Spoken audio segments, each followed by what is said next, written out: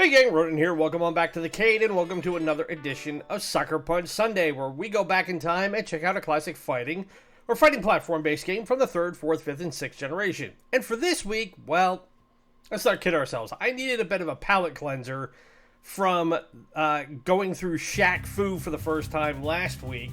So what better way to do that than to go back to 1993 and visit a Capcom fighting platformer-based game from the Sega Genesis. We're gonna play The Punisher. The Punisher, if you are not aware of it, if you're not into comics at all and have no idea of the history of one of the most iconic characters in the Marvel Cinematic and Marvel comic book universe, he's been around since 1974. His name is Frank Castle. He is a former Marine war veteran turned gang demolishing vigilante, and he is a bad, bad man. Now, this game was developed, like I said, by Capcom, and was released in arcades in 1993, but it didn't get to the Genesis or the MegaDrive, depending on if you were in Europe, until 1994/1995. It is built to be a coin-operated beat-em-up, and as you can see, you get your choice between either playing the Punisher or a very Caucasian Nick Fury. If people aren't aware of the fact that as great as Samuel L. Jackson is as Nick Fury, and I'm not putting any faint praise on him otherwise for that, it is one of those where in the original comic book history of it, Nick Fury was a World War II veteran who, very much like Steve Rogers, was given the ability to extend his lifespan, and while not having the super soldier serum, was essentially given the next closest thing to it. Now, this game is not a very hard game to play because it had to be built on the foundation of being a coin-operated beat-em-up. Your attack button is B, and what I do find interesting about this game is because it is Frank, it alternates between gunplay and hand-to-hand combat. Let me correct myself on that. Your attack is A, and you don't have to worry about alternating between punches and kicks. Frank does that for you. He also has a special attack where he will throw grenades, though to be honest, it's not an easy thing to do. But otherwise, this becomes very much like a conventional beat-em-up of the era, like with Double Dragon and Renegade and River City Ransom and games like that, where or especially Final Fight and Streets of Rage, I should say, considering it's a 16-bit game, where you're able to pick up weapons and you have to dispatch no small amount of baddies in the process.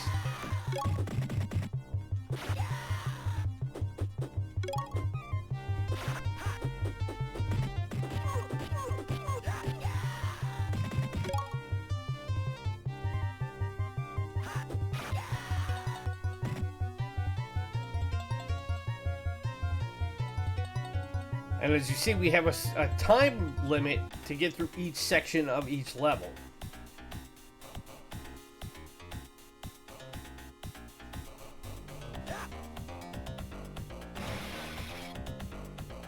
Now, when this game was rated on Metacritic, Game Rankings has it listed as a 73%. So it's not a super, it's not a superbly reviewed game. It's got its limitations, obviously, being a 16-bit 2D side-scrolling beat-em-up. In that regard, it's no different than a lot of the other games I've already mentioned.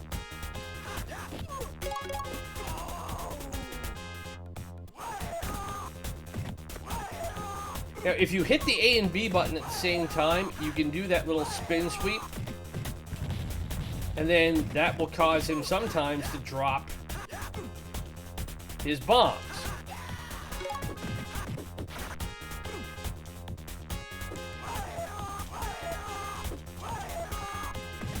Definitely want to get the axe.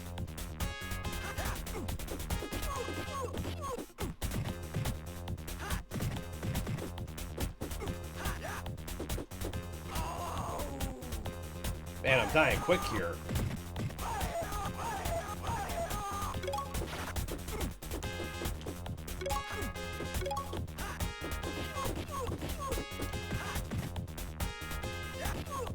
It would be a lot better if I didn't have so many guys that were in the process of trying to get me while this boss guy was beating me up too.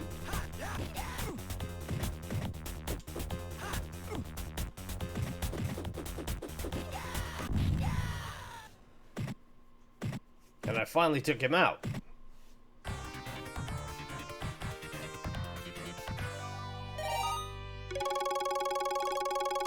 Now, when GameFan did their review of this game, they said it, quote, proved to be everything I dreamed of in a traditional Final Fight-style game.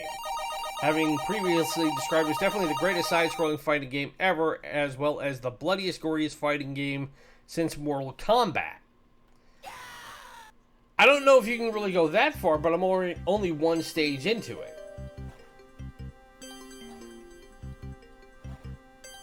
Now, I like that there are the cinematics involved in this.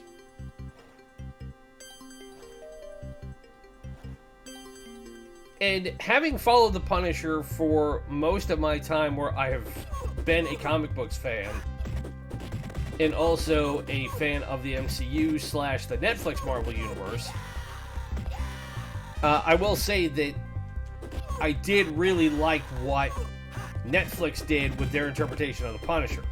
I've seen the Thomas Jane 2004 Punisher movie. The one that had John Travolta in it, which, irrespective of him, it wasn't a terrible movie, but honestly, Thomas Jane was not the reason why that movie was bad. He was not a bad Punisher.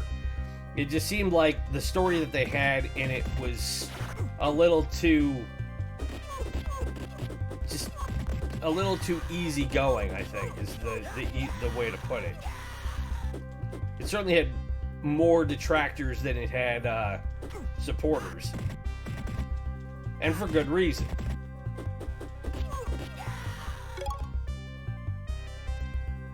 But I also saw Punisher Warzone, which is the one where the late Ray Winston was Frank. And that one, while they certainly upped the graphicness of it, I picked up my one of two more continues.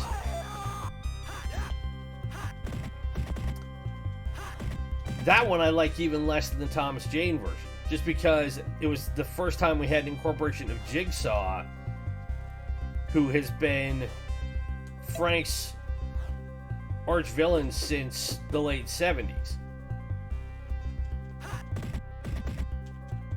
And I like Dominic West, who played Jigsaw. If you've never seen the show The Wire, that's what he is best known for. But he is just so over the top in being almost a campy version of Jigsaw.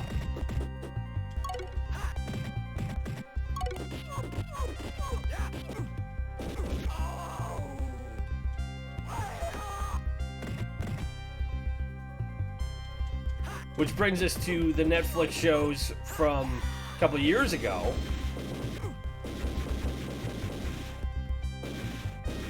And say what you will about him, but I thought John Bernthal was outstanding as Frank. When they put him in Daredevil,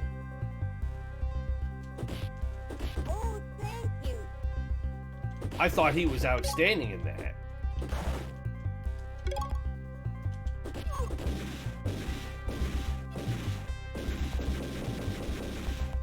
And the problem with trying to do anything with Punisher is very similar to what you can do with a character like Superman.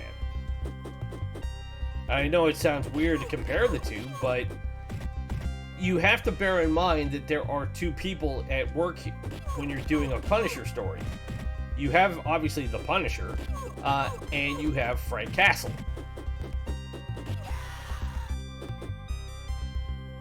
And in order to make a good Punisher story, what you need to have is a balance between the two. Where you can have Frank trying to be something other than the Punisher.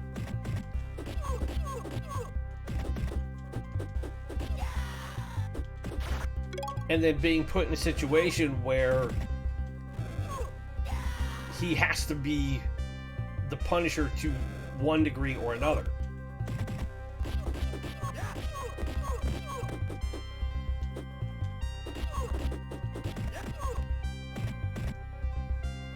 And I've heard some people tell me that I need to see the original 1980s version where Dolph Lundgren was the Punisher.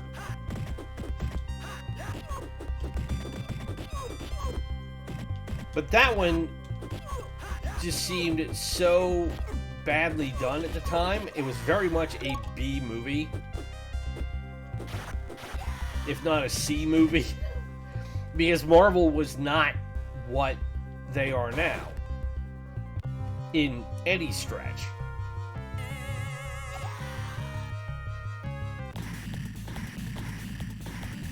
Okay, this is cute. I've been programmed by the Kingpin to terminate you.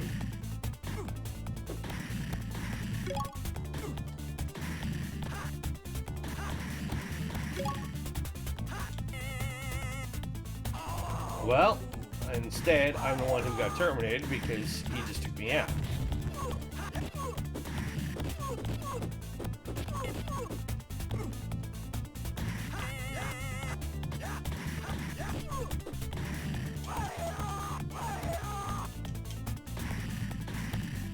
We're whittling him down at least.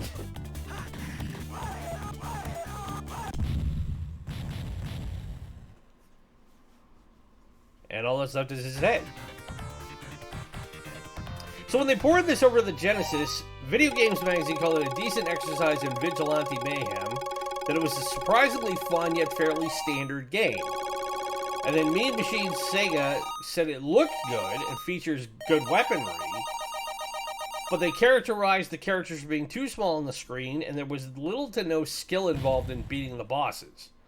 Well, when you're the Punisher, you're not really concerned about skill. All you're doing is just going into an area and clearing everything out as best you can.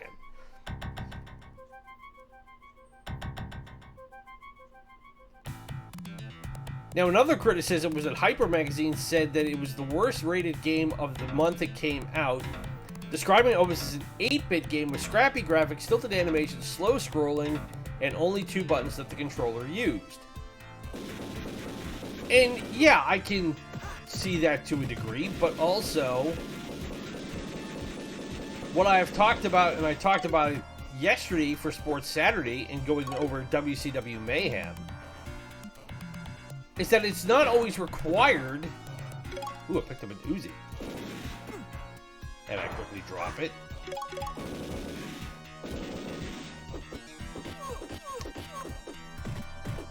You don't have to go full-blown bonkers with your control setup to make a good fighting game. And yeah, you have 2 buttons. You have your attack button and you have your jump button. And while that may seem extremely rudimentary, especially by modern standards, I think what we're finding, especially now, and it's becoming more part and parcel with independent games,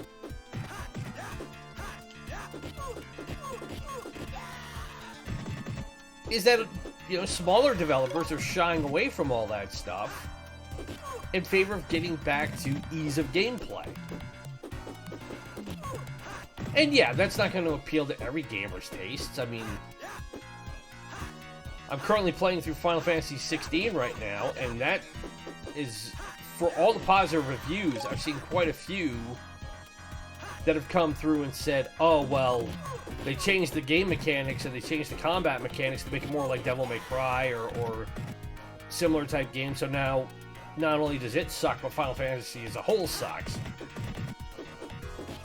And honestly, I find that argument so limp-wristed and stale at this point.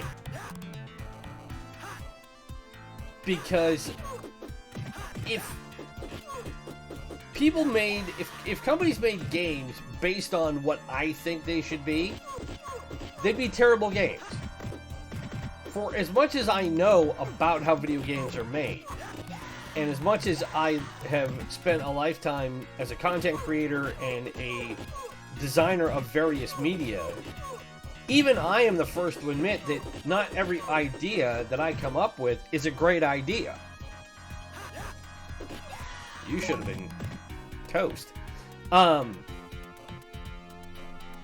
I don't have an ego big enough to think that it's got, if it's not the way that I want it,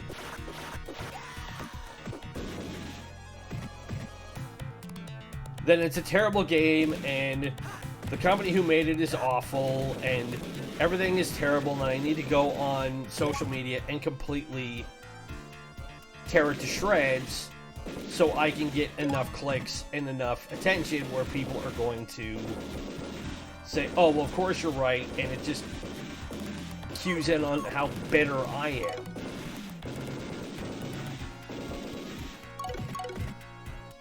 And you may think I'm putting too fine a point on it, but it's what I'm seeing across the board in a lot of critiques of a lot of things nowadays. It's, oh, well, this isn't, it isn't made exactly the way I wanted it to be. And because you're not catering specifically to me as an individual consumer, it's awful and you suck. I mean, what are you ultimately accomplishing by doing that?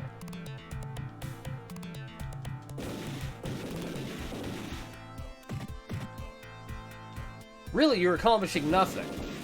Because the company is not going to be inclined to listen to you because they're not just catering everything to you.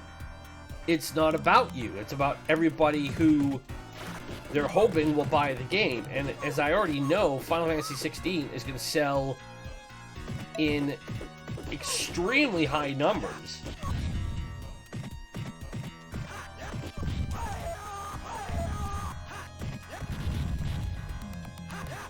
It seems a given that... Do I have another continue left? I do. I have one more. Okay. That more people are going to be in agreement that, yeah, is it a perfect game? No. Does it have its flaws? Absolutely. But if you can look past that and accept the reality that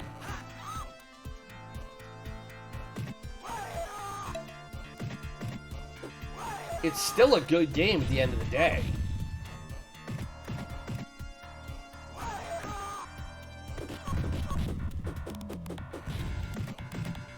Then that's ultimately what's going to matter. And I'm not just specifically calling out Final Fantasy VII. I remember seeing that about The Last of Us. I remember seeing about The Last of Us Part 2. I remember seeing that in terms of Gran Turismo 7, which is a game I'm playing a lot of right now.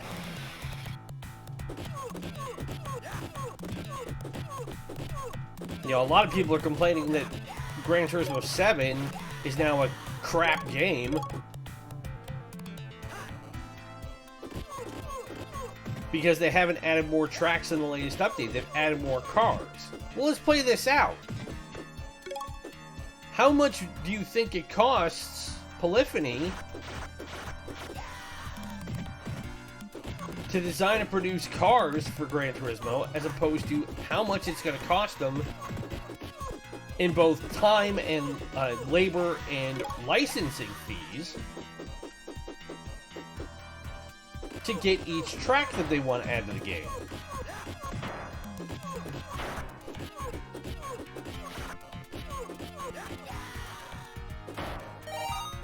It's a lot harder than people may be willing to accept. But gamers don't want to think about it in those terms. They just want what they can get. Ooh, I need that pipe.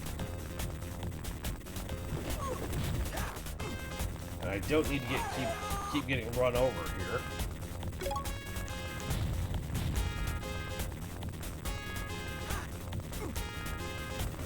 Okay, if I get anywhere near him, I get run over by the treads.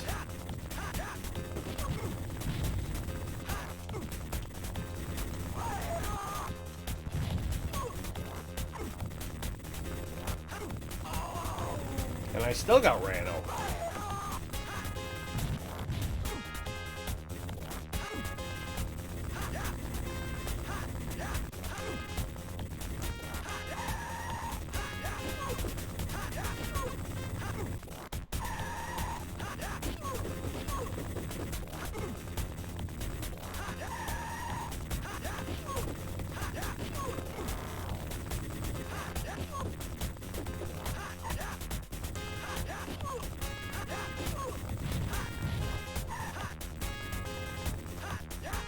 See if I can get out of the way enough to beat this guy.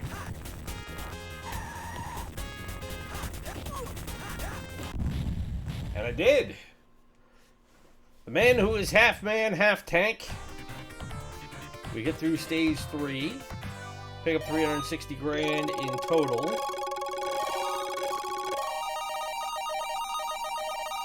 And we stockpiled quite a bit of items along the way. Now, sad part is we can't use it. And we get a bonus stage. That's how you know this is definitely an arcade port. If they're still putting bonus stages in this game.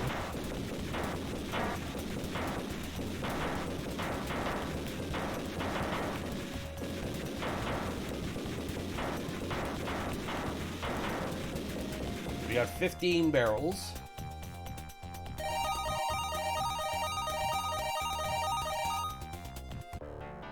Death on Rails.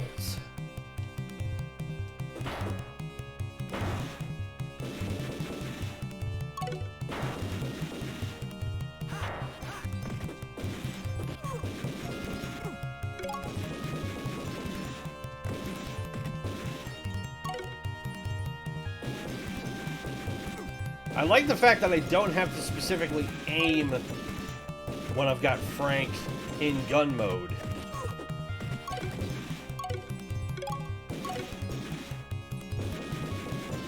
As long as he's locked onto an enemy, he'll fire away.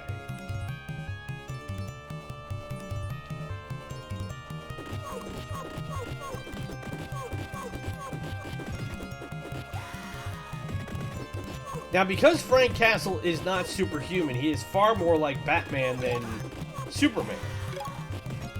I can accept to a degree that he is more susceptible to taking damage. But I think because he's also a guy who is a combat veteran who is properly equipped with the adequate technology in terms of body armor and stuff to keep himself alive,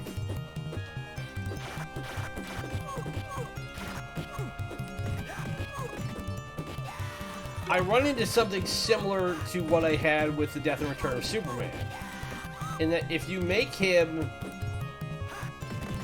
maybe 10% or even 5% stronger in terms of his damage resistance, I think you'd have an ultimately better game. Now, I say that knowing that that is a hard balance to make out, because this being an arcade port, you are wanting to make sure that gamers are dumping as many quarters in each cabinet.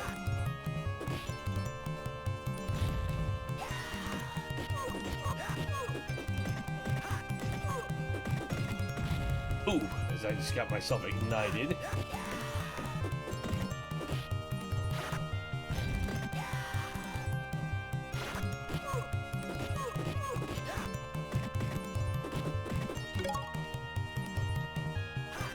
Yeah, like Frank's suit is not decorative. He does wear body armor. And while he is getting hit by guys with axes and swords and stuff like that,